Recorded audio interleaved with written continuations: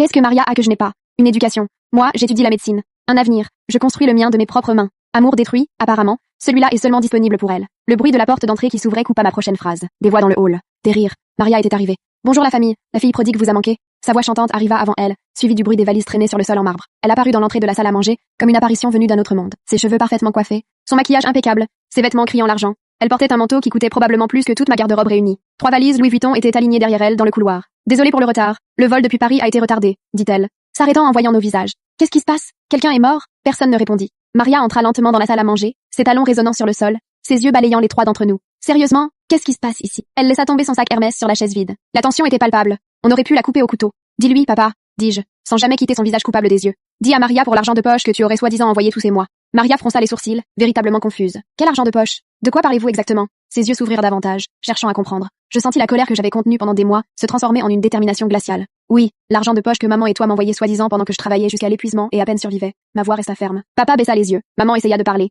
mais sa gorge semblait bloquée. Les mots qu'ils allaient prononcer n'avaient plus de pouvoir sur moi. Pendant des mois, ils m'ont laissé croire que j'étais seule, qu'il n'y avait personne pour veiller sur moi. Et pendant que je me saignais à travailler et étudier, Maria vivait une vie que je ne pouvais voir que sur des photos Instagram. Pendant 4 mois, vous m'avez fait croire qu'il n'y avait pas d'argent, que c'était serré, que mes besoins étaient un luxe, continuai-je. Pendant ce temps, tu recevais des virements de milliers de dollars, des cadeaux, des voyages. Pourquoi personne n'a pensé à moi? Le doute et la peur flottèrent dans l'air, mais je n'allais pas m'arrêter. Et papa, toi, chirurgien renommé, qui m'a demandé si mon argent de poche suffisait, comment as-tu pu? Mes mots résonnèrent dans la salle à manger. Chaque coup de vérité déchirait le voile de fausse normalité que ma famille avait construit. Maria resta immobile, et pour la première fois, son monde parfait depuis Paris semblait vaciller. Papa porta sa main à son visage. Ses yeux brillaient d'un sentiment qui pouvait être du remords. Maman commença à sangloter ouvertement, tandis que je gardais ma posture, respirant fortement, mais sans larmes. Je veux que vous sachiez quelque chose, dis-je enfin, avec tout le calme que je pouvais rassembler. Je n'ai pas besoin de votre argent ni de votre approbation. Je construis mon chemin, avec mon effort, de mes mains. Je ne laisserai pas que vous continuiez à me manipuler ou à me faire sentir inférieure. Mes décisions, mon avenir, mes réussites, sont à moi, et personne n'a le droit de les déprécier. Le silence s'étendit. Personne ne dit mot. Ni Maria, ni maman, ni papa. Je me levai, laissant ma chaise derrière moi,